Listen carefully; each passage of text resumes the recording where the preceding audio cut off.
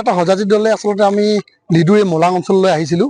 আমি বহু দিনৰ পৰা এটা খবৰ পাই আহিছিলোঁ যে ইয়াত আচলতে অবৈধ কিছুমান বাংলাদেশী লোকেই হওক বা অবৈধ লোকে আচলতে যিসকল আমাৰ অসমৰ নহয় বা ভাৰতবৰ্ষৰ নহয় বহিৰাগত লোকে ইয়াত স্থাপন কৰি মাটি কিনিছে বা তেখেতসকলে ঘৰ বনাইছে, তেনেকুৱা ধৰণৰ আচলতে এটা অভিযোগ পাই আহিছিলোঁ। আমি আজি নিজে ভিজিট কৰিবলৈ আহিলোঁ। আজি আমি দেখিবলৈ পাইছোঁ যে প্ৰকৃততে আচলতে এই লোকসকল আজি 10 বছৰ 12 বছৰৰ পৰা আচলতে ইয়াত আহিলে অবৈধভাৱে বসবাস কৰি আহিছে আৰু খেতি পথাৰ তেখেতসকলে অন্যান্য যিবিলাক আচলতে মাটিসমূহ আছে নিজে দখল কৰি ইয়াত পুখুৰী খান্দি ব্যৱসায় কৰিবৰ কাৰণে আৰম্ভ কৰিছে।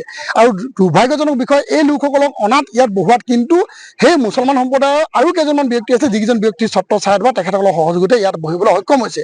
প্ৰতি বছৰৰ ওপৰত বছৰ আমি দেখিবলৈ পাইছোঁ যে আচলতে নতুনকৈ তেখেতসকলৰ লোকসকল ইয়াত আহি থাকে আৰু এই গোটেই মলাং গাঁওখনেই তেখেতসকলে আচলতে হস্তক্ষেপ কৰা এটা আচলতে পৰিকল্পনা কৰিছে বুলি আমাৰ মনে ধৰিছে।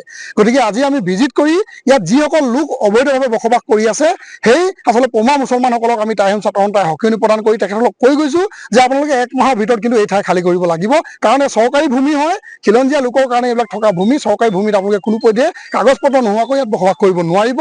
আৰু সেই কথাখিনি আমি সকিয়নি প্ৰদান কৰি আজি আমি ইয়াৰ পৰা তেখেতসকলক যাবলৈ ওলাইছোঁ আৰু কৈছোঁ 1 মাহৰ ভিতৰত আপোনালোকে ইয়াত যদি খালী নকৰে চৰকাৰক আমি দাবী জনাইছোঁ 1 মাহৰ ভিতৰতে যাতে চৰকাৰে উঠাই তেখেতসকলক উচ্ছেদ কৰাৰ ব্যৱস্থা গ্ৰহণ কৰিব লাগে। যিহেতু মাননীয় মুখ্যমন্ত্ৰী মহোদয়ে ইতিমধ্যে অসমৰ বিভিন্ন প্ৰান্তত আচলতে অবৈধভাৱে যিসকলে আচলতে দখল কৰি থকা ভূমিসমূহ উচ্ছেদ কৰিছে আৰু ইয়াতো উচ্ছেদ কৰিবৰ কাৰণে আমি আহ্বান জনাইছোঁ। আৰু 1 মাহৰ ভিতৰত যদি এই লোকসকলে নিজাববীয়াকৈ এৰি যদি নাযায় তেন্তে কিন্তু তেখেতসকলক আচলতে টাইম ছাত্ৰসন্থাৰ কৰ্মকৰ্তাসকলে আজি ইয়াত আপোনালোকে দেখিছে স্থানীয় লোকে যথেষ্ট সহযোগ কৰিছে। প্ৰতিজন লোকৰ সহযোগত তেখেতসকলক কিন্তু আমি টাইম ছাত্ৰসন্থাই খেদাই পঠিয়াবলৈ বাধ্য হ'ম আৰু তেতিয়া যিকোনো এটা পৰিৱেশ সৃষ্টি হ'ব পাৰে। অসমৰ আচলতে স্থানীয় লোকৰ ভৱিষ্যতে যাতে শংকা নহয় তাৰ প্ৰতি লক্ষ্য ৰাখি এই ভূমিসমূহ যাতে তেখেতসকলে জব্দ কৰিব নোৱাৰে তাৰ প্ৰতি লক্ষ্য ৰাখি কিন্তু আমি নিজাববীয়াকৈ হাতত লৈ তেখেতসকলক উচ্ছেদ কৰিবৰ কাৰণে বাধ্য হ'ম। টাইম ছাত্ৰসন্থাৰ এই দল সংগঠনৰ মানুহবিলাক আহিছিলে আৰু তহঁতি ভোট ক'ত দিয়? তহঁতি ইয়াত ভোট দিয়, কবি যে এইবিলাক মাটি এইবিলাক কিমান দূৰলৈকে মাটি আছে? তহঁতৰ এইবোৰ চব মাটি তহঁতৰ হয়? চব নহয়। কিমান বছৰ হৈ গ'ল লোৱা?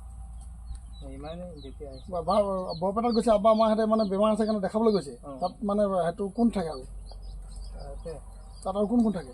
আব্বাৰ দেউতা তাতে থাকে? নহয়, গ'ল তাত ভাগ থাকে তাত। তহঁতিতো ইয়াত মানে 12-13 বছৰ পৰা আহি থকা নহয়। তই কবি যে দাদাহঁতে আহিছিলে, সংগঠনৰ ল'ৰাবিলাক আহিছিলে, কবি ইয়াৰ পৰা বৰপেটা গুচি যাব কৈছে বুলি কবি, বুজিলি? এইবিলাক যিমান মানুহবিলাক আছে তোৰ নতুনকৈ অহা মানুহ 10-15 বছৰ 20 বছৰৰ ভিতৰত অহা মানুহবিলাক আমি ইয়াৰ পৰা নিজৰ নিজৰ জেগালৈ যাবগৈ কৈছোঁ। তহঁতক এই মাটিবিলাক খালী কৰিব লাগিব। এইবিলাক মাটি এইবিলাকতো পতা নাই, তহঁতৰ পতা আছে? কাৰোতো পতা নাই, কেনেকৈ পতা পাবি এইবিলাক মাটি অসমীয়া মানুহে পতা পোৱা নাই আজিলৈকে। তই কৈ দিবি কথাবিলাক যে আহিছে বুলি, আমি নেক্সট টাইম আকৌ আহিম আৰু কৈ দিব লাগে। তহঁতি মানে যদি তহঁতক মাটি লাগে, পটা লাগে, তহঁতক যদি মাটি লাগে তহঁতি চৰকাৰৰ পৰা বিচাৰিবি। তহঁতি যদি ইয়াৰ লোকেল মানুহ হয় তেতিয়াহ'লে তহঁতক চৰকাৰে মাটি দিব, কিন্তু ইয়াত এনেকৈ অকুপাই কৰি ৰাখিব নোৱাৰিবি মানে, ঠিক আছে? কৈ দিবি, আমি চব ঘৰতে কৈ দিছোঁ। কিন্তু লাষ্টত নহ'লে মানে কি হ'ব, আমাৰ মানে মানুহৰ লগত কাজিয়া পেচাল হ'ব, ঝেং হ'ব, মানুহবিলাকৰ মাজত থাকি কিনে তহঁতে মানে ইয়াৰ পৰা খেদি পঠিয়া হৈ যাব। গতিকে নিজে তহঁতি গুচি যায়। কিমান মানুহ আছে মুছলিম মানুহে? খালি দুঘৰে নাই তেনে আৰু আছে মানুহ? কোনফালে আছে?